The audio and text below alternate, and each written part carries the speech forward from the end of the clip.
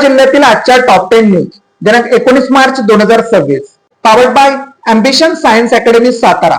Scientific way of success. 11-12 science, NEET, JEE, MST, CET, CBSE, HSC crash course शिकवण्याचे साताऱ्यातील योग्य ठिकाण. संपर्क 95-1856-8168. जिल्हा परिषदेच्या 45 कोटींचा अर्थसंकल्पास प्रशासकीय मान्यता. जिल्हा परिषद अध्यक्ष उपाध्यक्ष निवडणुकीच्या पार्श्वभूमीवर आवश्यक नोटीस कालावधी उपलब्ध न झाल्याने सन 2026-27 आर्थिक वर्षासाठी सातारा जिल्हा परिषदेच्या 45 कोटी रुपयांच्या अर्थसंकल्पास बुधवार दिनांक 18 मार्च रोजी प्रशासकीय मान्यता देण्यात आली आहे. अध्यक्ष उपाध्यक्ष निवडीनंतर होणाऱ्या पहिल्या सर्व सभेत या अर्थसंकल्पाला अंतिम मंजुरी दिली जाणार आहे. ग्रामीण भागात गॅस बुकिंगसाठी 45 दिवसांची अट. ग्रामस्थ संतप्त, अन्याय थांबवा अशी मागणी. ग्रामीण भागातील नागरिकांना गॅस सिलेंडर बुकिंगसाठी तब्बल 45 दिवसांची प्रतीक्षा करावी लागल्याचा आरोप. ग्रामीण भागातील नागरिकांना गॅस सिलेंडर बुकिंगसाठी तब्बल 45 दिवसांची प्रतीक्षा करावी लागत असल्याचा आरोप करत ग्रामीण भागातील ग्रामस्थांनी सरकारवर तीव्र नाराजी व्यक्त केली आहे. शहरी भागांसाठी 25 दिवसांची बुकिंगची सुविधा असताना ग्रामीण भागासाठी 45 दिवसांची अट लादून सरकारने निवडपणे अन्याय केल्याचा आरोप ग्रामस्थांनी केला असून हा निर्णय तत्काळ मागे घ्यावा अशी मागणी केली आहे.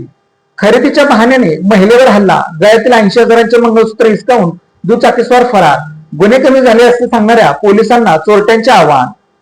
साताऱ्यात भर दिवसा घडलेल्या धक्कादायक प्रकारात सुकट खरेदीचा बहाणा करत आलेल्या तरुणाने एका महिलेला धक्का देत तिच्या गळ्यातील मंगळसूत्र लुटून नेले. ही घटना दिनांक 16 मार्च रोजी शेंद्रे येथील साखर कारखान्यासमोर घडली. क्षणभरात घडलेल्या या घटनेने परिसरात भीतीचे वातावरण पसरले असून महिलांच्या सुरक्षेचा मुद्दा पुन्हा एकदा ऐरणीवर आला आहे. एका गुंठ्यात आल्याचे 800 किलो उत्पादन. पुसेगावच्या तरुण शेतकरी भावांची भरारी. पुसेगाव तालुका खटाव येथील अजय जगदळे आणि सुजय जगदळे तरुण शेतकरी भावांनी एका गुंठ्यात आल्याचे तब्बल 800 किलो उत्पादन घेतले आहे. योग्य नियोजन, आधुनिक तंत्रज्ञानाचा वापर आणि मेहनत यामुळे भरघोस उत्पादन घेणे त्यांना शक्य झाले आहे. पुसेगाव परिसरात पारंपरिक पिकांवर भर दिला जात असताना जगदळे मुलींनी शेतीत नवीन प्रयोग केला. आलेल्या बाजारपेठेत असलेली मागणी आणि चांगला दर लक्षात घेऊन त्यांनी सुरुवातीला मराठी क्षेत्रात आल्याची लागवड केली. लागवडीपूर्वी जमिनीची खोल मशागत करून सेंद्रिय खतांचा वापर केला. ठिबक सिंचनाचा अवलंब करून पाण्याचे योग्य व्यवस्थापन केले. पिकाच्या वाढीच्या प्रत्येक टप्प्यावर योग्य प्रमाणात खते, तण आणि रोग नियंत्रण याकडे लक्ष दिल्याने पिकाची जोमदार वाढ झाली. दोघांच्या परिश्रमामुळे एका गुंठ्यात 800 किलो उत्पादन मिळाले. सोनगाव कचरा डेपोच्या धुरामुळे ग्रामस्थ बेजार. पालिकेचे प्रयत्न तोकडे. सातारकरांचे आरोग्य धोक्यात. सातारा पालिकेच्या सोनगाव कचरा डेपोला आग लागून 8 दिवस उलटत आले तरी अद्याप धुरांचे लोट निघत आहेत. त्यामुळे सोनगाव परिसरात हवेचे प्रदूषण वाढले आहे.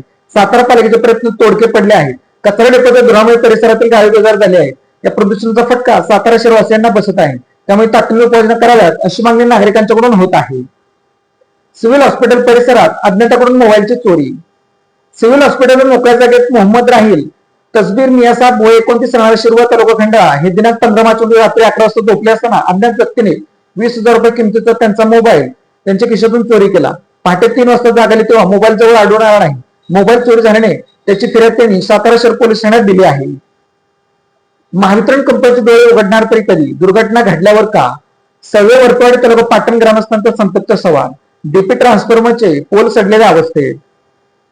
सव्वे वर्तवाडी तालुका पाटण येथे प्राथमिक शाळेच्या अगदी शेजारी उभारलेले डीपी ट्रान्सफॉर्मरचे पोल पूर्णपणे सडलेल्या अवस्थेत उभे असून कधीही कोसळण्याच्या स्थितीत आहेत. या पोलवर बसवलेल्या ट्रान्सफॉर्मरसह संपूर्ण संरचना थेट शाळेच्या दिशेने असल्याने एखादी दुर्घटना घडल्यास ट्रान्सफॉर्मरसह डीपी शाळा कोसळण्याचा गंभीर धोका निर्माण झाला आहे. विद्यार्थ्यांच्या सुरक्षेचा प्रश्न असताना महावितरण कंपनीकडून होत असलेली निष्क्रियता अत्यंत संतापजनक असल्याची भावना ग्रामस्थांकडून व्यक्त होत आहे. मोळ परिसरात गारपीट, पिके भुईसपाट. गहू, कांदा, हरभरा, ज्वारीचे अतोनात नुकसान. शेतकरी हवालदिल. खटाव तालुक्याच्या उत्तर भागातील मोळ परिसरात बुधवारी दुपारनंतर 4:30 वाजता गारपीट झाली.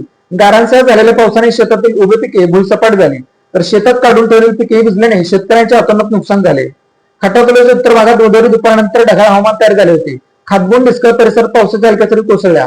मोळ परिसरात 3:30 वाजता गारांसह जोरदार पाऊस झाला. शेतात सर्वत्र गारा पसरल्या होत्या. रब्बी पिकांच्या काढणीची सुरू असतानाच अचानक झालेल्या पावसामुळे शेतकऱ्यांची चांगलीच तारांबळ उडाली. अनेक शेतकऱ्यांना गहू, ज्वारी, हरभरा काढून शेतात पडला होता. हा सगळा शेतमाल खराब झाला आहे. कोरेगाव तालुक्याला गारपिटीसह अवकाळी पावसाचा तडाखा. कोरेगाव शहरासह तालुक्यात ठिकठिकाणी सायंकाळी गारपिटीसह अवकाळी पावसाने हजेरी लावली. या गारपिटीमुळे शेतीचे नुकसान झाले आहे. या पावसामुळे काढण्यात आलेला गहू, बाजरी, मका आणि फळ पिकांचे तसेच रब्बी हंगामातील पिकांचे नुकसान झाले आहे. त्यामुळे ऐन सणासुद बळीराजावर संकटाचा डोंगर कोसळला आहे. हवामान विभागाने जिल्ह्यात काही तालुक्यात गारपीटचा अंदाज वर्तवला होता. त्यानुसार कोरेगाव तालुक्यात गारपीट झाली. सायंकाळच्या सुमारास कोरेगाव शहरासह तालुक्यातील ठिकाणी झालेला जोरदार अवकाळी पाऊस आणि गारपीट झाली. काढणीला आलेल्या पिकांचे यामुळे मोठे नुकसान झाले. तसेच आंब्याला आलेला मोहर घडण्याचे प्रमाण वाढणार असल्याने फळबागांचेही नुकसान होण्याची शक्यता आहे.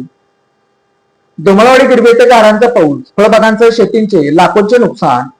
फळांचे गाव म्हणून महाराष्ट्रात प्रसिद्ध असलेले दोमळवाडी तालुका फलटण येथे उन्हाच्या तडाख्यानंतर अवकाळी पावसाने जोरात धुमाकूळ घातला. प्रचंड मोठ्या गारांसह पाऊस झाला असून या अवकाळी पावसामुळे फळबागांसह ऊस पिकाचे प्रचंड नुकसान झाले असल्याची माहिती समोर आली आहे. Made in Satara bags, Satara शहरातील महिलांनी बनवलेल्या उत्तम प्रकारच्या बॅग. संपर्क 9594 415 115. Lalit tailors, look good feel good. शाळा, कॉलेज, विविध व्यवसाय या ठिकाणी लागणारे जॅकेट बनवून मिळवण्याचे योग्य ठिकाण पवई नाका सातारा. अशाच बातम्यांसाठी जिल्हा सातारा या यूट्यूब चॅनेलला सबस्क्राईब करा. व्हिडिओ आवडल्यास व्हिडिओ लाईक करा, व्हिडिओवर कमेंट करा आणि व्हिडिओ जास्तीत जास्त लोकांपर्यंत शेअर करा.